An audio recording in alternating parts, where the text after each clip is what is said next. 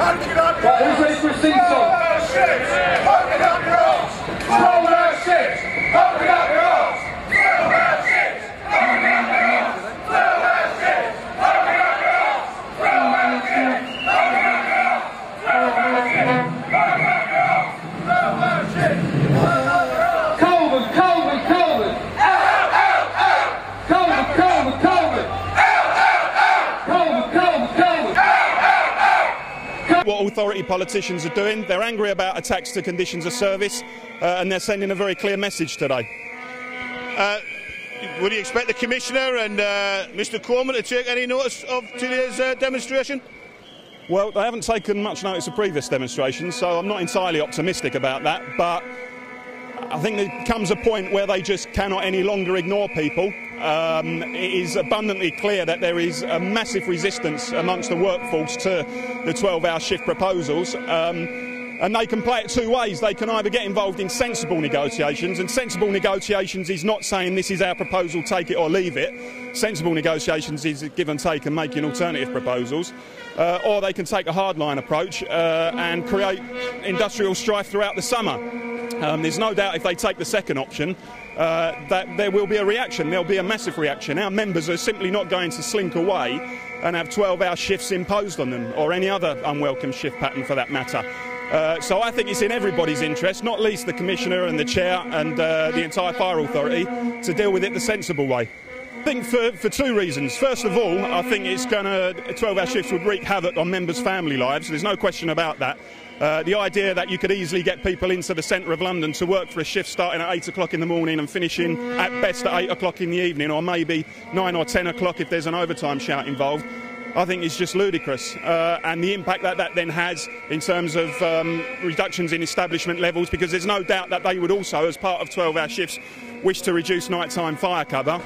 And I think, you know, we could cite quite easily the exposure of a leaked document which made it clear that they're actively considering using new shifts as a means by which to reduce nighttime fire cover.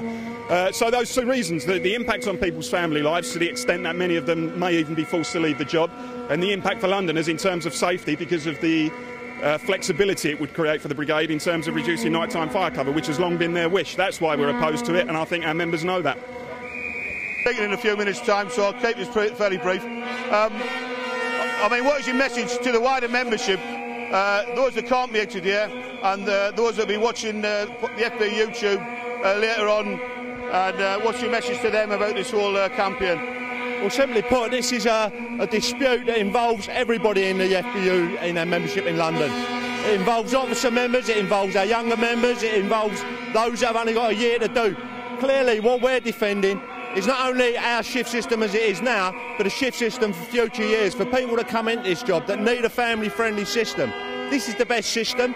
We've proved that. We can prove our productivity can be increased in the current shift system, and it's time that we took on this dispute. We own the dispute as a membership, and that's everybody from the person that's just come in with 1 month's service up to the one that's going out with one month left. An attack on one is an attack on all. Well, the situation is, I mean, clearly nobody wants industrial action if we can possibly help it. I mean, is there still time for it to be resolved before any industrial action takes part? We certainly like to think there is, but the meeting on Monday, the impression we was given, it's negotiation on their terms only. Preconditions set on the negotiations. We're still going to attend those negotiations because we believe that's what we have to do. But we cannot reach an agreement with them if we've got to work in the terms that they're setting for us. OK, I mean, have you got a message for the Commissioner and Mr Coleman? Yeah, I have, certainly. The Commissioner can stop this at any time. All he's got to do is come up with some reasonable compromises that our members will accept. And as for Coleman, the easiest way to resolve this is for him to stand down, just like he said he would do on the radio. The time's come, go. Our next speaker, I think all of you will be familiar with, is the FBU's Executive Council member for London. He's the lead negotiator alongside myself and Ben Sprung on shifts. And I have to say, no one's fought a harder campaign as an individual official to defend the current shift system than the man who's next up to speak. I was with him in the meeting on Monday, and quite frankly it was scary, just the things that he was doing to the brigade in terms of the arguments, boxing them into a corner and making it impossible for them to answer his arguments. He's a real fighter for you and for the union. Please welcome the FBU's Executive Council member for London, Ian Lahair.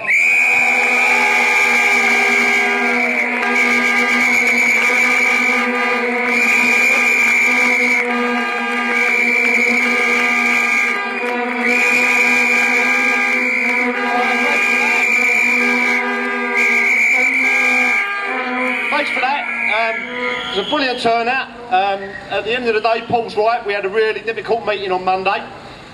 What we did show out is that the FBU's not scared to go to negotiations, it's not scared to sit down with management, but what we are scared of is a commissioner and a file authority that says these talks have got no preconditions. What a load of crap, right? Absolute rubbish. Preconditions. The preconditions are we sign up on their terms, their proposals, nothing else. Right? If it comes to a fight, it's got to be over 12-hour shifts because that's the only proposal put on the table. The Chief Hire Officer turns around in his blog and says he put concessions and compromises on the table Monday. Well, that weren't the meeting I was at, I'll tell you.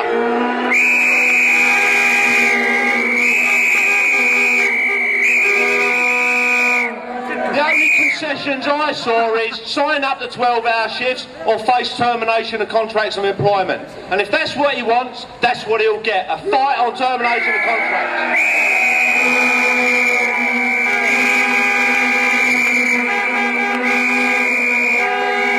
Whichever way you dress it up, you can't dress it up any other way.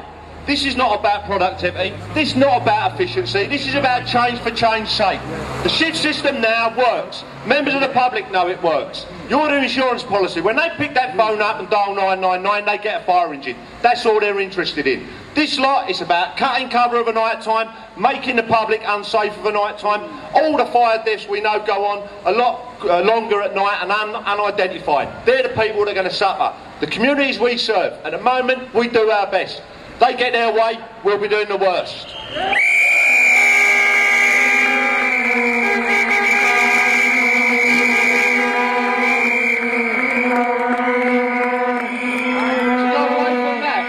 Look at the hypocrisy of the bully, the little Tory bully in there.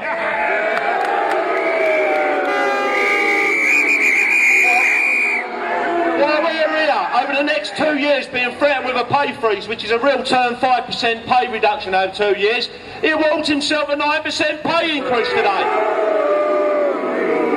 And if that ain't bad enough, it gives the rest of them a 38% pay increase. And he's going to turn around and say he's being good because the other option was for more money. Scandal. Let's talk about the government. The government comes out with promises. Well, let's clean up politics. Well, they lot still sitting in here after manipulating all the figures so that the Tory get control. That ain't cleaning up politics. And Boris Johnson, supposed to be our mayor, supposed to care, comes out as his picture's taken with you, but when we write to him, he says, up yours, the FBU, we're not interested.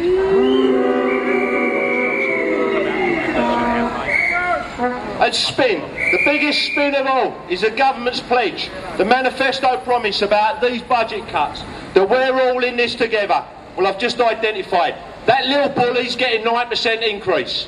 9%. Where are we in this together?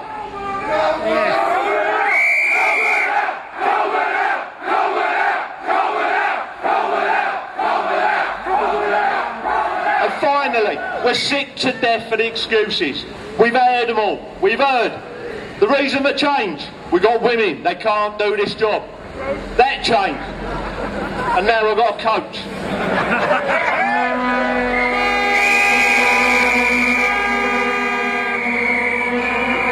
It was about the fact that we had women in the job and they couldn't deal with this shift. They wanted a more family-friendly shift system. And yet when the women told them, no, this is the family-friendly shift system, it changed to something else. It changed under the version of modernisation. Now it's about the cuts that are going to be imposed on us.